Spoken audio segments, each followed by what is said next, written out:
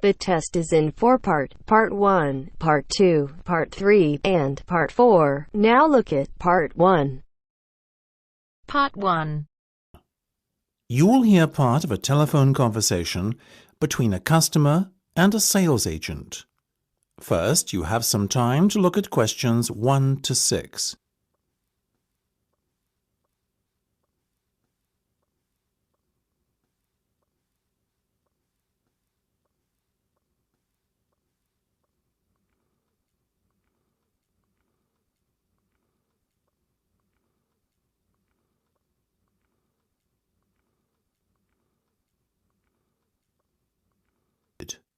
You should answer the questions as you listen, because you will not hear the recording a second time. Listen carefully and answer questions 1 to 6. Now, before we go any further, could you please confirm your full name for me? Of course, it's Marge Thompson. MARGETHOMPSON. Thank you, Marge. That's great. Now, Marge, the next thing I'm going to do is provide you with a booking reference. You should quote this in any further communication you have with us. OK, just let me get a pen. Go ahead. Very well. It's 777 000 44 22. That's 777 000 44 22. Got it? Yes, thank you. And just to confirm, you want to hire a car for 14 days, is that right? Exactly. Right, I can confirm that you'll be issued with a Tigray Swordstar. What's this Tigray sword thing? Oh, my apologies. That's the model of car we've allocated to you for the hire period. Oh, I see. Sorry, I'm not that well up on car models. No worries. I'll give it to you again. Mind you, it's 2 words. Tigray Swordstar. That's Tigre SWORDSTAR. Perfect. Got it. And that's going to be at the airport when I get there on the 2nd of July, right? Right. At 3 p.m, it'll be there waiting for you. Lovely. Where should I go to collect it? The hire car centre? No. You're arriving at the South Terminal. The hire car centre is in the North Terminal Blue Car Park. Instead, your car will be waiting in the South Terminal Blue Car Park. That'll save you a long walk. Oh, even better. And when do I have to have the car back by? Well, we give you a period of grace, so once it's back by the 17th of July, at or around 6 p.m, there won't be any problem. Well, as I'm flying back on the 16th, there certainly won't. I'll surely have it back by the return date, otherwise I'll be in big trouble. Indeed. Now, what type of insurance would you like? Fully comprehensive, of course. Naturally, right. We'll put you down for the comprehensive then, but I must inform you that there's an excess of £500. After that, you're covered for everything. Fine. That's pretty standard these days. Before listening to the rest of the conversation, you have some time to look at questions 7 to 10.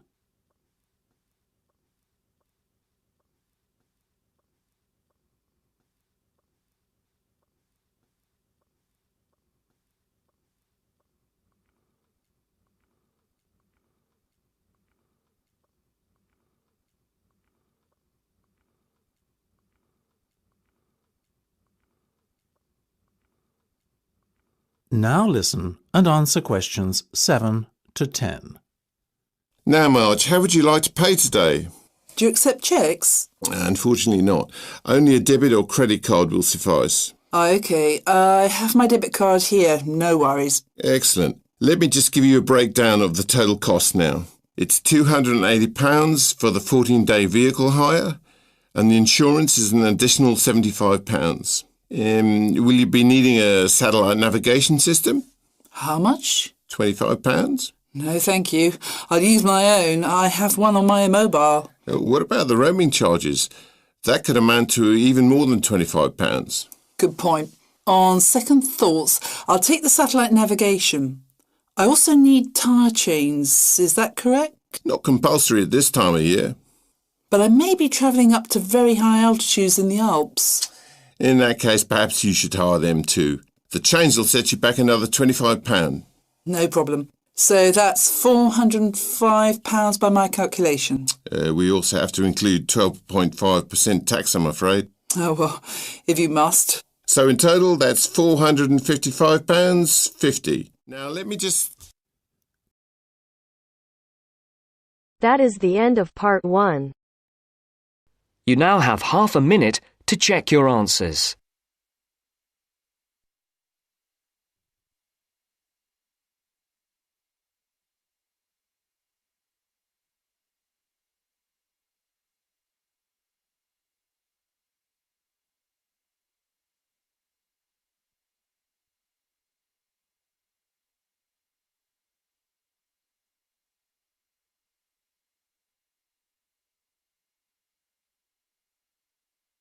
Now turns to part 2.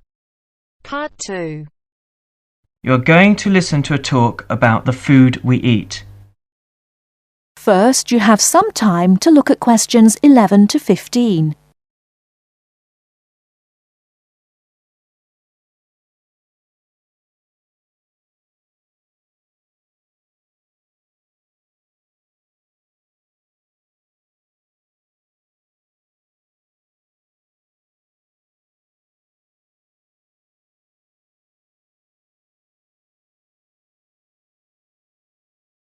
Now, listen carefully and answer questions 11 to 15.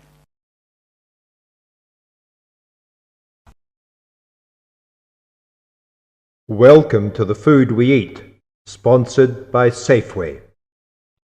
Increasingly, we know more about the effects of our eating habits and lifestyles on our health. While new information can change old ideas, the news stories can often be confusing. At Safeway, we try to help customers not only in the range and types of food offered, but also by providing up-to-date, reliable information in areas we know are of interest and which relate to the diet we eat. Today, we are going to talk about sugar. Recently, doctors have been advising us to eat less sugar. The health recommendation to use less sugar is for two reasons. Firstly, for the sake of our teeth, since the amount and frequency of sugar consumption links to decay. Secondly, as sugar is a good source of calories, it can easily be a problem if we tend to be overweight. The dental risk is because bacteria which occur naturally in our mouth feed on carbohydrates, sugar and starch, to form plaque and acid. Plaque is a sticky coating that prevents the bacteria being removed by saliva. The acid attacks the tooth itself. This takes time, however, so the trick is to avoid sticky foods like sweets, which stay around in crevices feeding the bacteria. Before you hear the rest of the talk, you have some time to look at questions 16 to 20.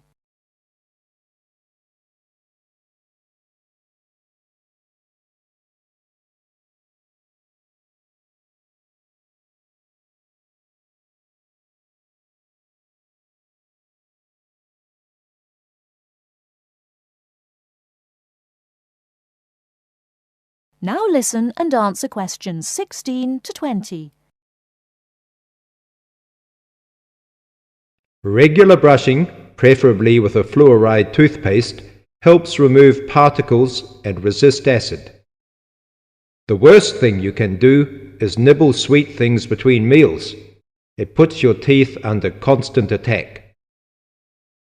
A sweet tooth develops gradually, and you might be surprised at how you can steadily unlearn the taste, taking in fewer calories and saving your teeth.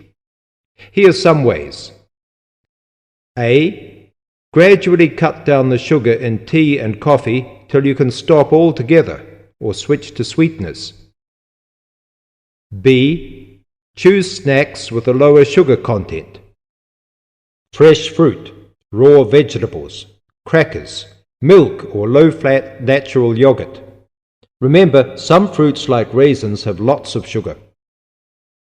C. Look for reduced sugar alternatives. there are more and more around, from diet drinks to yogurts, even jams and sauces. D. Try gradually to cut back on the sugar you use in cooking, especially in baking. That is the end of part 2. You now have half a minute to check your answers.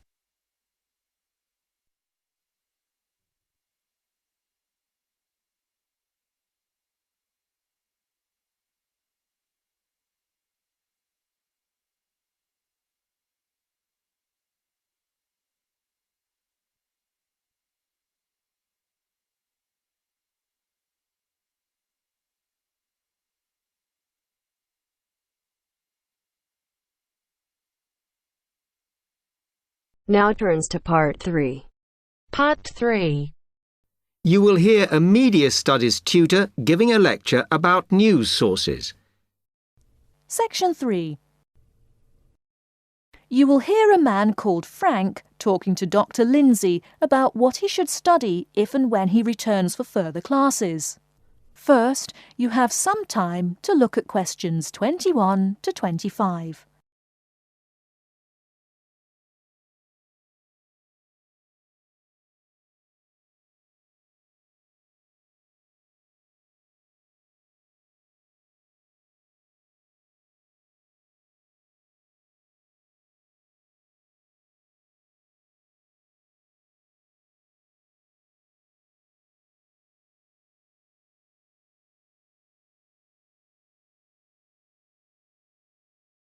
Now listen carefully and answer questions 21 to 25. Now, many of you will have heard about the predicted death of newspapers, as people increasingly access the TV and the Internet for their news. Today, I want to look at the USA, which has very advanced news sources, to see if this is actually true. In the USA, the main news sources without doubt are TV, the Internet, and the press. That is, traditional newspapers. And although they are each surviving and growing, they are also changing. Obviously, TV news has been around for a while, and the early evening bulletins when people get in from work are very popular. I suppose we traditionally think of the morning newspaper arriving on our doorstep with the daily news. Interestingly, this is not borne out by the statistics, which show that readership in the U.S. is much higher when people have time to relax, when they're not working, especially on Sundays. The Internet is also a popular weekend activity, but shows no variation with weekday access. So people are using the different sources in different ways. Interestingly, local radio has been hit less by the grip of quite strong local newspapers than by the Internet, which is seen to offer a better regional service. But just because the Internet is seen as the new force in news media does not mean it is dominant. Television has, of course, been global for a while. But now technological changes, which have fueled the rise of online news, have also allowed newspapers to print and distribute editions across the world. In fact, Internet news, which is seen as the big competitor for traditional markets, does not offer that much variety. Often, the sources are the online versions of the newspapers, whereas television, in order to offer something different, has had to come up with a much more mixed bag of reporting, from hard news to light reports on celebrity events. Another issue is reliability. The Internet is virtually unregulated, so anything can be reported there, whether true or not. Journalists on newspapers have fought a long, hard battle to fight intervention and to retain the freedom of the press. Television, however, is seen as critical to political power and has become subject to harsh controls about what it can or cannot say. Before you hear the rest of the talk, you have some time to look at questions 26 to 30.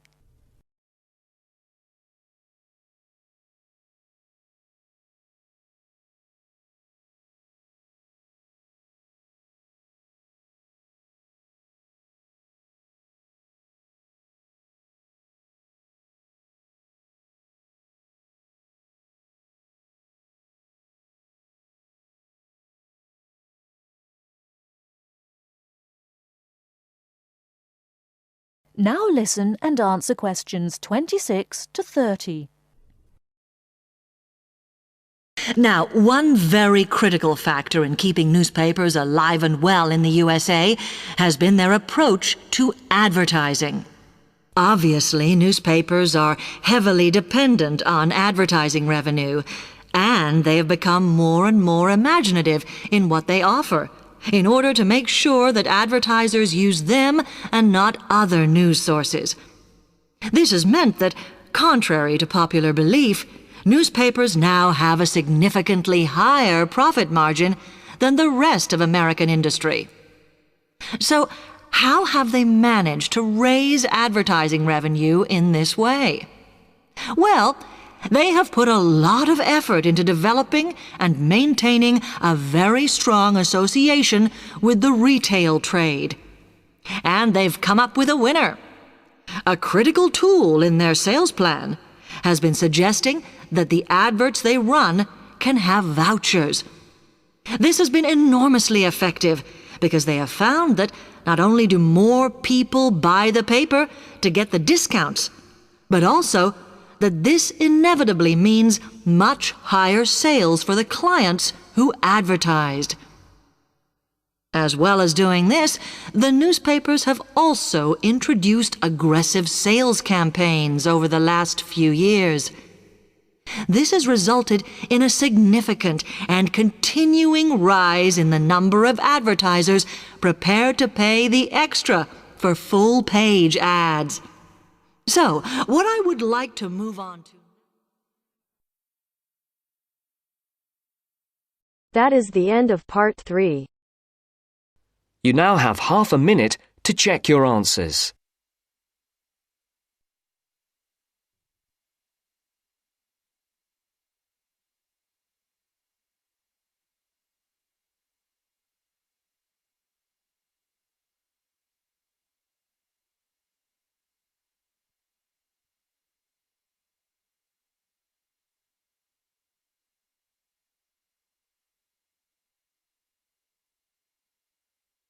Now turns to part 4. Part 4. You will hear a talk about memory in babies and young children. First, you have some time to look at questions 31 to 40.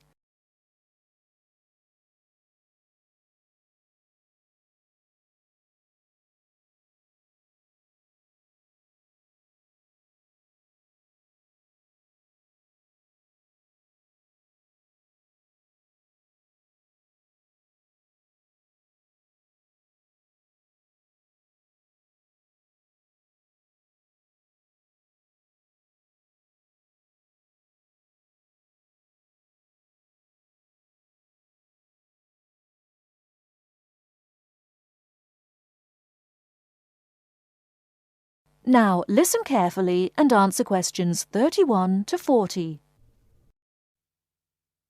We're going to look today at some experiments that have been done on memory in babies and young children. Our memories, it's true to say, work very differently, depending upon whether we are very old, very young, or somewhere in the middle. But when exactly do we start to remember things? And how much can we recall? One of the first questions that we might ask is, do babies have any kind of episodic memory? Can they remember particular events? Obviously, we can't ask them, so how do we find out? Well, one experiment that's been used has produced some interesting results. It's quite simple and involves a baby in its cot, a colourful mobile, and a piece of string. It works like this. If you suspend the mobile above the cot and connect the baby's foot to it with the string, the mobile will move every time the baby kicks. Now you can allow time for the baby to learn what happens and enjoy the activity. Then you remove the mobile for a time and reintroduce it sometime from 1 to 14 days later. If you look at this table of results, at the top 2 rows, you can see that what is observed shows that 2-month-old babies can remember the trick for up to 2 days, and 3-month-old babies for up to a fortnight. And although babies trained on one mobile will respond only if you use the familiar mobile, if you train them on a variety of colours and designs, they will happily respond to each one in turn. Now, looking at the 3rd row on the table, you will see that when they learn to speak, babies as young as 21 months demonstrate an ability to remember events which happened several weeks earlier. And by the time they are 2, some children's memories will stretch back over 6 months, though their recall will be random, with little distinction between key events and trivial ones. And very few of these memories, if any, will survive into later life. So, we can conclude from this that even very tiny babies are capable of grasping and remembering a concept. So, how is it that young infants can suddenly remember for a considerably longer period of time? Well, one theory accounting for all of this, and this relates to the next question we might ask, is that memory develops with language. Very young children with limited vocabularies are not good at organising their thoughts. Though they may be capable of storing memories, do they have the ability to retrieve them? One expert has suggested an analogy with books on a library shelf. With infants, he says, it's as if early books are hard to find because they were acquired before the cataloguing system was developed. But even older children forget far more quickly than adults do. In another experiment, several 6-year-olds, 9-year-olds and adults were shown a staged incident. In other words, they all watched what they thought was a natural sequence of events. The incident went like this. A lecture, which they were listening to, was suddenly interrupted by something accidentally overturning. In this case, it was a slide projector. To add a 3rd stage, and make the recall more demanding, this accident was then followed by an argument. In a memory test the following day, the adults and the 9-year-olds scored an average 70%, and the 6-year-olds did only slightly worse. In a retest 5 months later, the pattern was very different. The adults' memory recall hadn't changed, but the 9-year-olds had slipped to less than 60%, and the 6-year-olds could manage little better than 40% recall.